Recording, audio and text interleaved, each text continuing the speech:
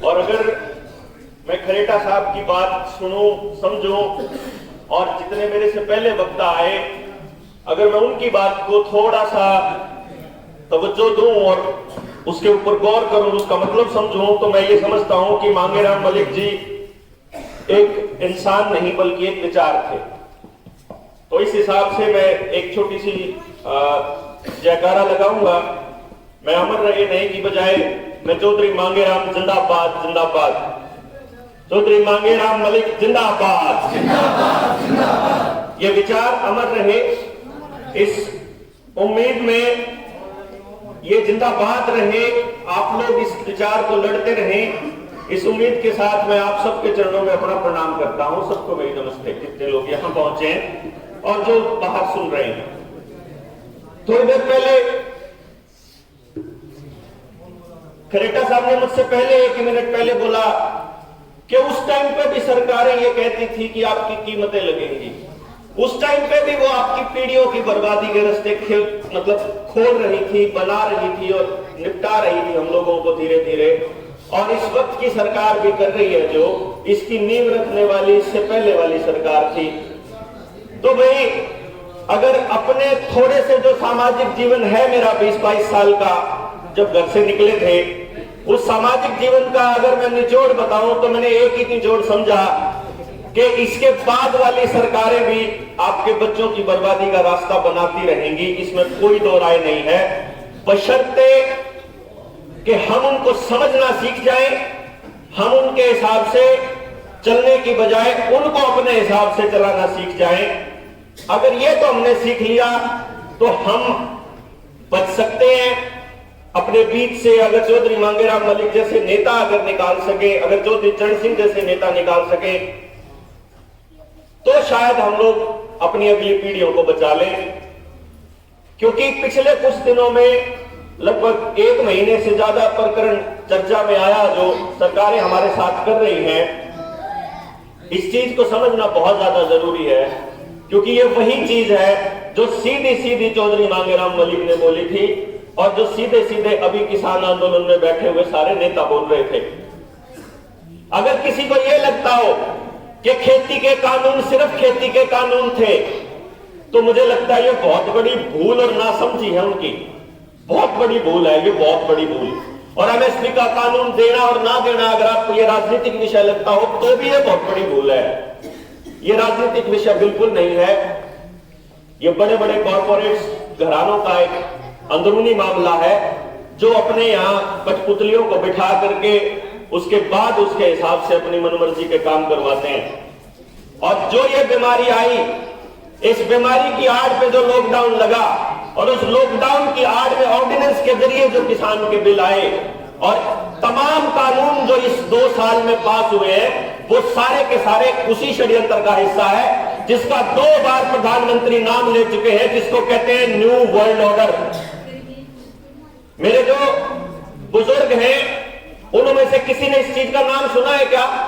New world order का नहीं सुना है ना आप लोगों ने? जो नौजवान साथी आपने सुना है? किसी ने? किसने सुना है? प्लीज एक बार आप खड़ा करो ताकि पता लगे कि हाँ ये कुछ लोग जानते हैं। हाँ, न्यू वर्ल्ड ऑर्डर के बारे में किसान आंदोलन में जा जाके किसान नेताओं को बताया करते थे। मतलब राज्यवार को भी समझाया, चौधरी को भी समझाया, सूर्य उसको उग्राह को भी समझाया, जिनकी बात ये मानते थे कि ये लोग लीडर्स हैं, चाहे वो बलदेव सिरसा हो, चाहे फिर बलदेव हो, ये मंजीत राय जैसे जितने भी वो लोग बैठा करते थे वहां, डॉक्टर दर्शन पाल जैसे लोग, इवन यहाँ तक कि वो अपना यादव है, कौन सा नाम इसका, योगेंद्र यादव, सबको समझाया। इनको डर किस चीज का था? कि मीडिया खिलाफ हो जाएगी। अरे मीडिया खिलाफ हो जाएगी, लेकिन इन आदर्शों को जो चौधरी मांगेराम मलिक जी ने आपको आदर्श कहे कि किसान अपनी लड़ाई को जारी रखे, अपने बच्चों को बताए, जब औलाद ही नहीं बचेगी, जब बीज ही खत्म हो जाएगा आपका, तो फिर किसके लिए लड़ाई लड़ोगे? ये समझाते थे हम कि ये जो कानून है ये कुछ भी नहीं है, छोटी चीज है, इसके पीछे जो खेल चल रहा है वो तो समझ लो कम से कम। आपको ये नहीं समझ में आया कि लॉकडाउन जब लगाया गया था, महामारी के नाम पर लगाया गया था, डिजास्टर मैनेजमेंट एक्ट लगा करके लगाया गया था।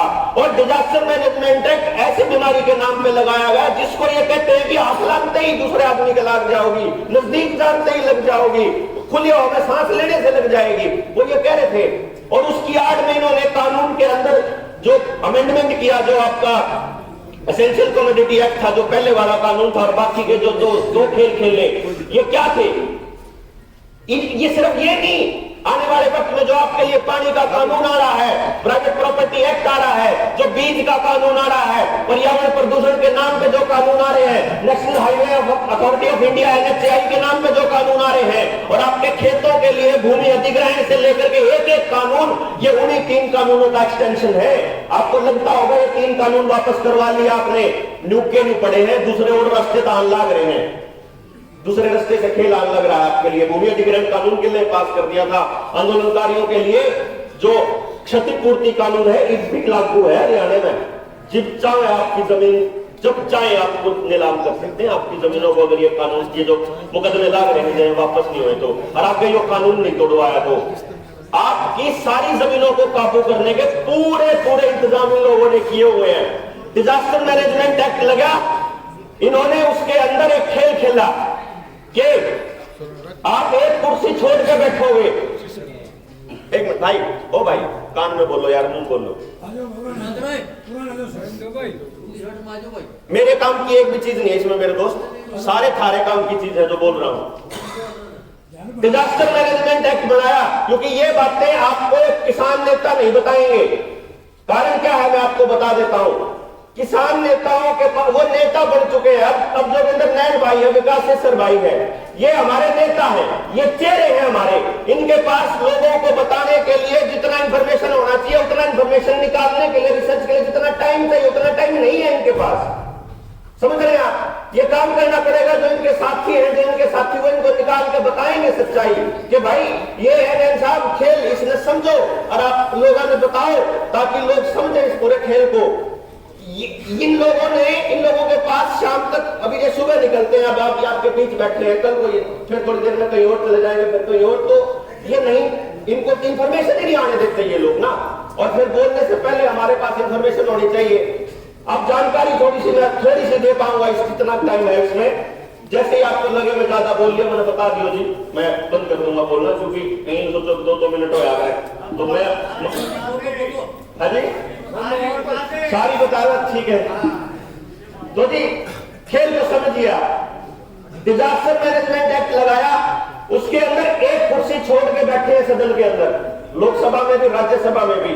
और हम लोगों को इस बात का पता होना चाहिए कि अगर किसी भी कारण से सदन में बैठे पार्लियामेंट के मेंबर अपनी कुर्सी पर नहीं बैठे हैं, तो चर्चा के बाद किसी भी बिल के ऊपर कानून बनने से पहले वोटिंग नहीं होगी। तो आपने देखा होगा 2 साल से संसद के अंदर वोटिंग नहीं हुई है किसी भी कानून पे, चाहे तो आप फायदे में हो चाहे वो नुकसान में हो, वो कानून आपके ऊपर लाद दिया जाएगा, क्योंकि ध्वनि मत से पास होगा। ये जो ऑर्डिनेंस के जरिए कानून आए थे, ये भी ध्वनि मत से पास हुए थे। जिस टाइम पे पंजाब के किसान रेल रोको आंदोलन कर रहे थे, उस टाइम में जब ये कानून पढ़ रहा था, तो कानून पढ़ के मेरे को समझ में आया कि तो खेल बड़ा चल रहा है भाई। अपना किसान, जिसको प्रधानमंत्री कहता है कि 85 करोड़ किसान जो है वो 10वीं पास तक कम पढ़े लिखे हैं, तो 85 करोड़ आदमी तो इस खेल में समझ ही नहीं पाएंगे ना सीधे सीधे, क्योंकि ये खेल सारा अंग्रेजी में छापा। आपने ये भी नहीं समझा कि सारी भाषाओं में कानून थे।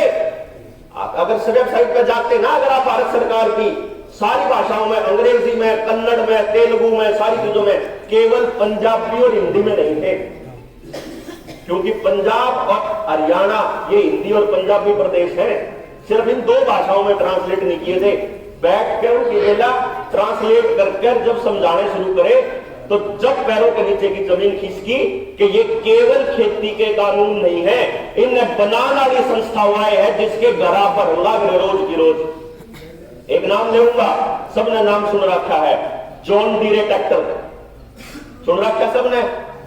जॉन डीरे ट्रैक्टर का सबसे बड़ा इन्वेस्टर वही बिल गेट्स है, जिसने स्वालबार्ड सीड वोल्ट नॉर्वे के अंदर बीज का बैंक बना रखा है और 3.5 लाख बीज पेटेंट करा के बैठ गया है अगला, कुंडली मार के जैसे खजाने पे सांप बैठ जाया करे। मतलब समझो इसका मतलब इसका यह है कि उस आदमी के पास अपने वो सारे ऑर्गेनिक बीज जो कदे आज से 30-40 साल पहले किसान उगाया करता था, उन सारों का एकला मालिक है। आप उससे पूछे बिना आने वाले वक्त में अगर उसकी चली, मैं ये बात पहले जोड़ रहा हूं, अगर उसकी चली और आपा सिर्फ रोड रोको आंदोलन तक सीमित रहे, अगर आपा सिर्फ धरने देने तक सीमित रहे, तो यकीन मानिए अगर आपने अपनी औलादों को यह बात नहीं समझाई आने वाले टाइम में, तो आप जब ये लड़ने वाली जो उम्र वाले लोग हैं, अब आप लोग कितने और लड़ लोगे? 10 साल और लड़ लोगे? गलत 15 साल क्यों नहीं साहब? क्यों बेटा साहब बतेरे दिए 10 साल और लड़ लिए, इतने दिन के लड़न लाग रहे हो? आपने अपनी औलाद लड़न सिखाई है किसी ने भी? आपने जानकारी देनी नहीं सिखाई। आप तनुगा अब बेटा डांगरा तो मैं क्या लाऊंगा, तो पढ़ ले, खेत में तो मैं यार तो मैं ले आऊंगा, तो पढ़ ले। और पढ़ के है जो पढ़न लाग रहा है उसमें तो सारी की सारी अश्लील वीडियो आन लाग रही, वीडियो गेम आन लाग रही, उसमें तो कबाड़ के अलावा कुछ और आनता ही नहीं। तो आपने अपनी औलाद को तो पढ़ना बंद करा दिया और उसके बाद जो लड़नाई लड़ाका कौम है या 10 साल में 15 साल में जालेगी आना हमने छोड़ के हमरा जाएंगे एकले सुनने, मारा पकड़ लड़ा जावा फिर अपन अपनी अगली जो पीढ़ी है उससे समझाना पड़ेगा कि बेटा ये जॉन डीरे ट्रैक्टर का मालिक और हमारे पुराने पिज्जा का मालिक एक ही आदमी है। आड़ा तो हम उसकी रुपये देने लाग रहे। अब गेल की गेल इतना नहीं, जो आपकी समाज को अपने समाज को बर्बाद करने के लिए षड्यंत्र आज रचा गया नहीं है ये खेल। इनकी शुरुआत 50 साल पहले 1970 के अंदर कांग्रेस के दौर में हरित क्रांति के नाम से चालू हुई थी। हरित क्रांति जब आई थी ना, उससे पहले तो आपके पास आपने ब्लड प्रेशर के हुए, शुगर के हुए और ये कैंसर के हुए, मेरा भी कौन था?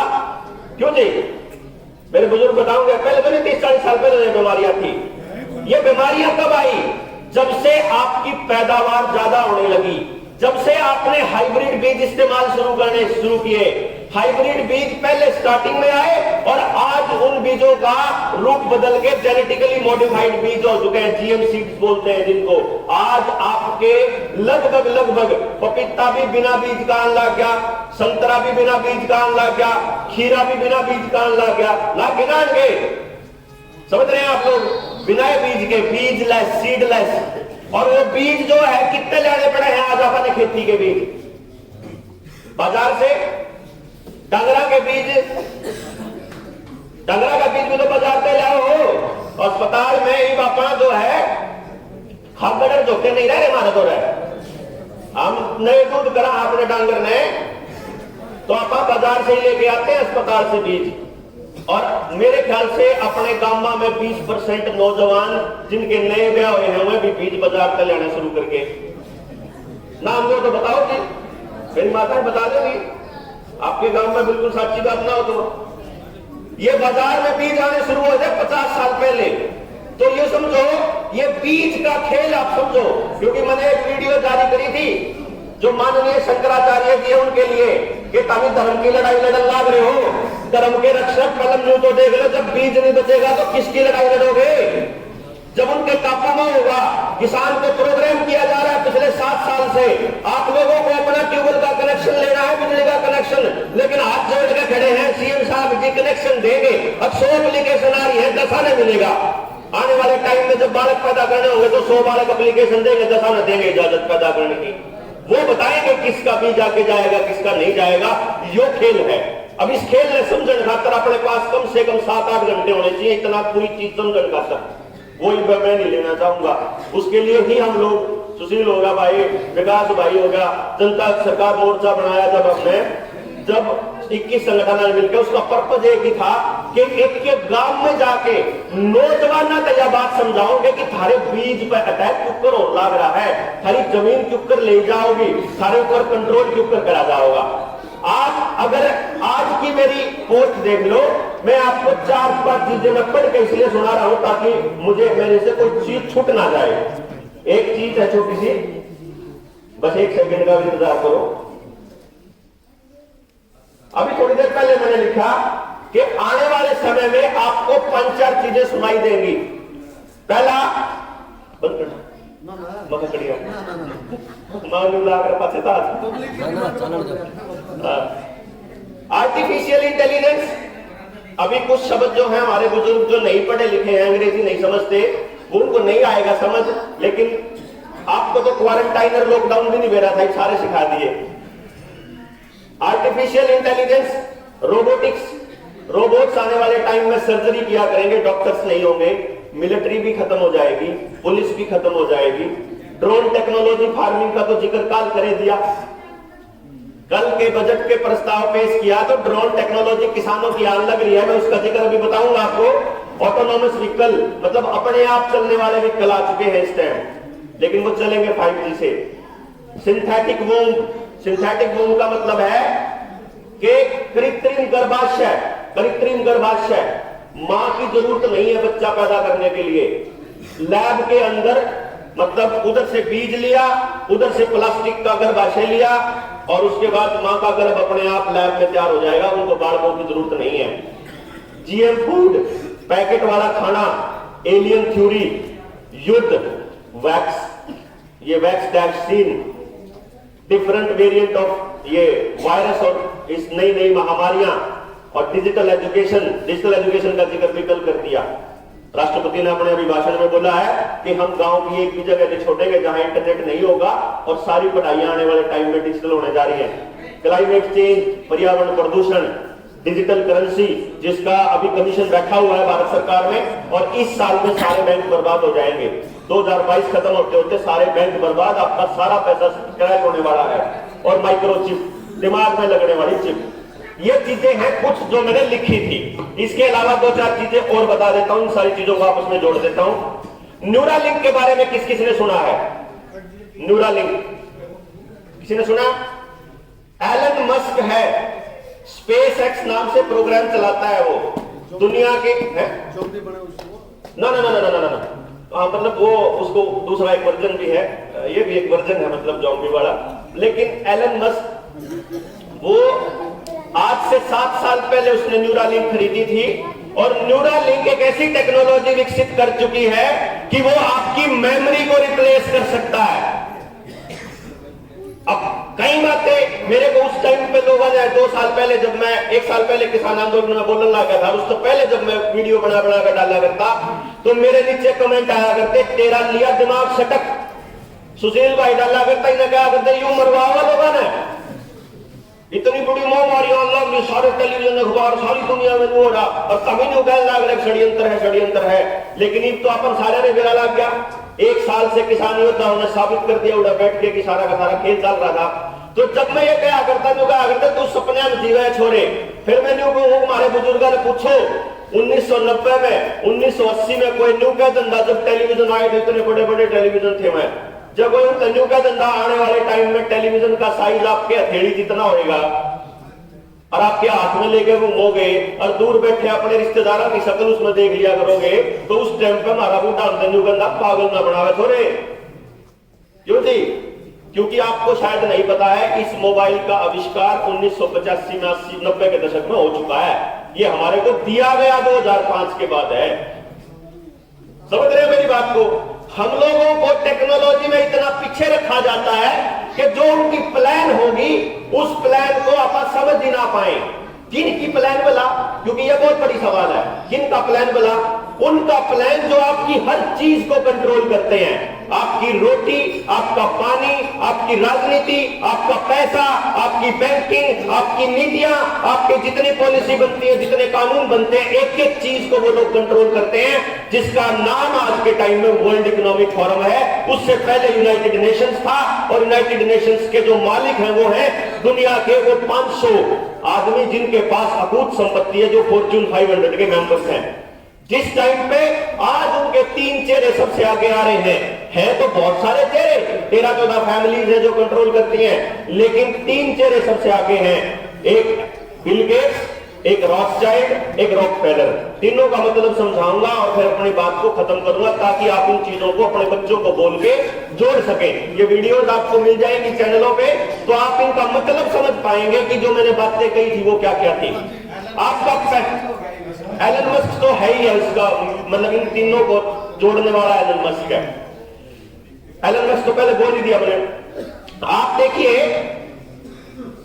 आपका पैसा कंट्रोल करती है रॉथस्चाइल्ड फैमिली। जितना वर्ल्ड बैंक का पैसा है, आप देखिए आपके खेती में जितने भी हाइब्रिड बीज आए थे, या जो आपको सब्सिडी मिलती है, या जो आपको कर्जा मिलता है, या जो बैंक आपको पैसे देता है, बैंकों के थ्रू जितनी योजनाएं आती हैं, आप क्या कहते हो? वर्ल्ड बैंक से पैसा आया। क्यों जी? ऐसा ही कहते हो ना। वो जो आपको जो पैसा आया था, ये लॉकडाउन लगाने से पहले भारत सरकार को $100 अरब आए थे वर्ल्ड बैंक से। वो $100 अरब किसने दिए थे? वो वही फैमिली है, रॉथस्चाइल्ड फैमिली। अब दूसरी फैमिली, रॉकफेलर फैमिली। रॉकफेलर, ये नाम आपको याद होने में टाइम लगेगा, लेकिन मैं चाहता हूं कि मैं बार बार ये नाम बोलूं ताकि आपको याद हो जाए। रॉकफेलर फैमिली क्या है? अरे बच्चों, एक मिनट। रॉकफेलर फैमिली कौन सी है? रॉकफेलर फैमिली है जो दुनिया के सारे तेल के कुएं जिसके कब्जे में है।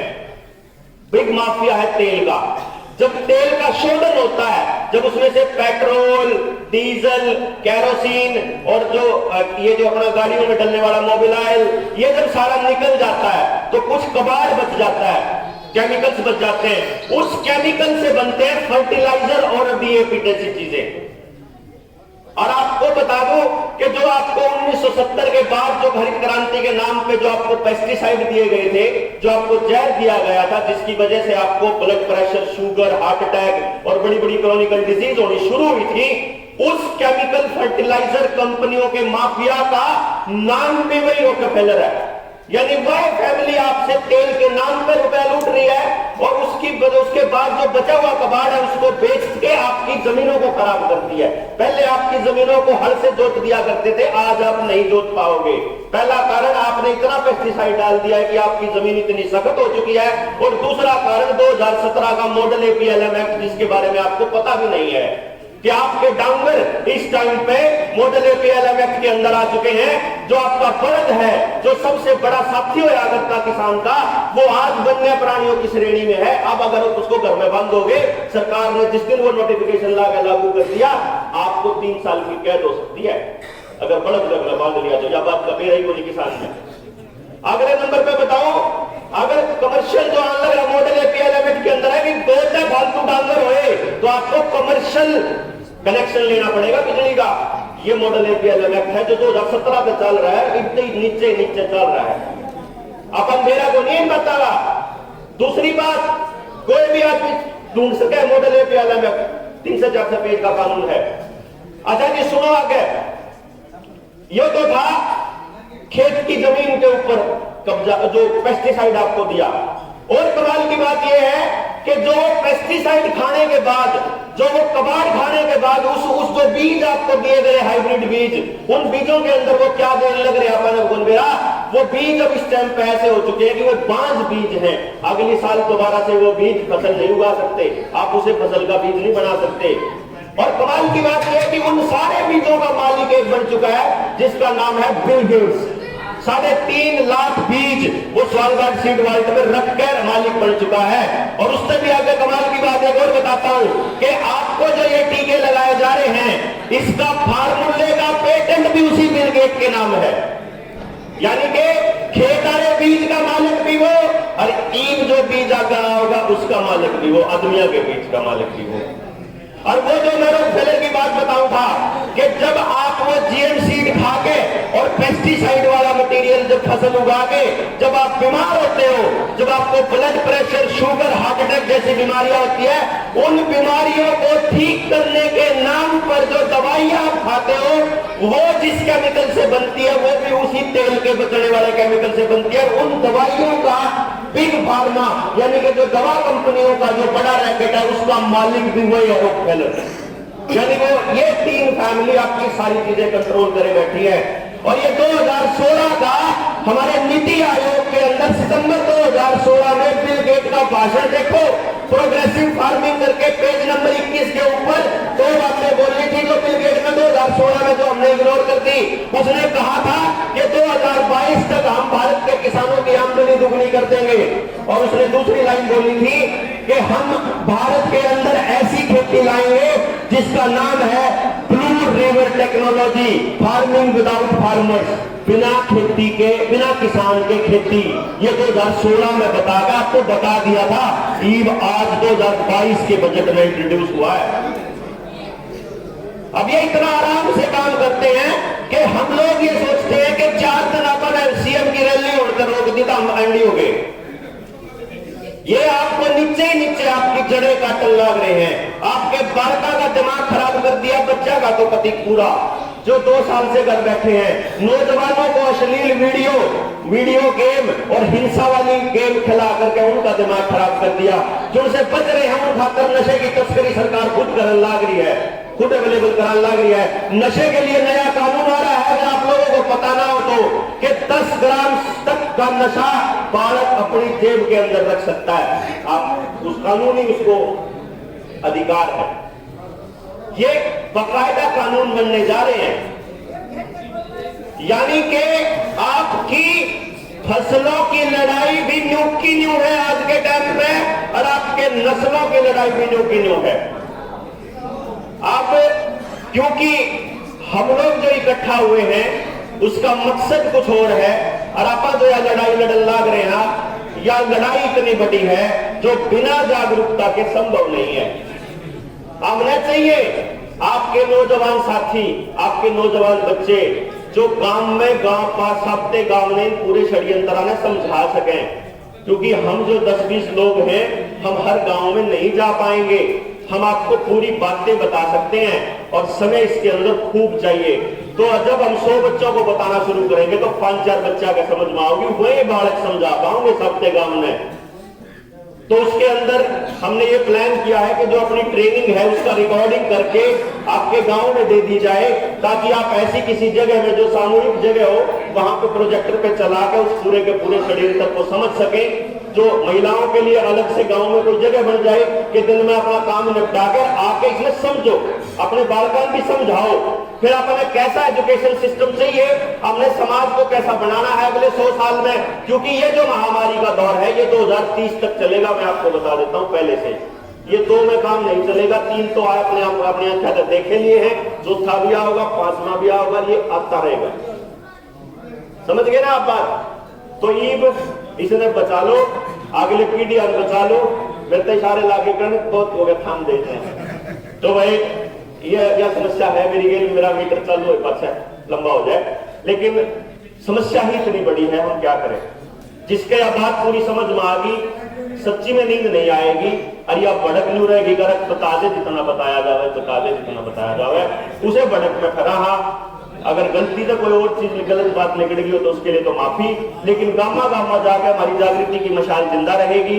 जनता सरकार मोर्चा ने यह प्लान किया है कि जो आप लोगों के ये हैं मुद्दे, खास तौर पे आपको 2 बातें और बताऊंगा, ज्यादा नहीं बताता, जो असली काम की है।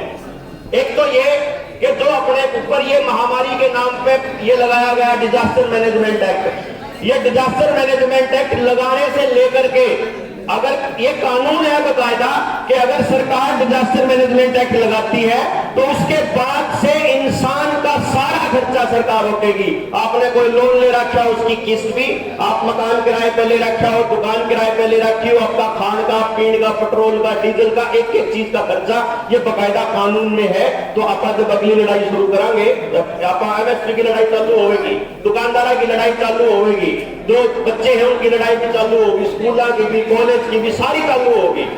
एक स्कूल खुलवाने लग रहे हैं आप, ये खुलवा लो। और दूसरा, एक इन्फॉर्म्ड कंसेंट के बारे में अपने लोगों को जरूर बताओ कि जब आपको ये टीके लगाए जाएं तो कम से कम इसके दुष्प्रभावों की जानकारी पूरी दें। आप लोगों को जितनी पूरी जानकारी होगी तो आप अपने बच्चा ने अपने आप बचा लेंगे। इस उम्मीद में कि हम इकट्ठे होकर समाज को बचाने के लिए काम करेंगे। मैं आप लोगों से विदा लेता हूँ, चौधरी मांगेराम जी के चरणों में प्रणाम अर्पित करता हूँ और सबको नमस्ते। जय हिंद, जय भारत।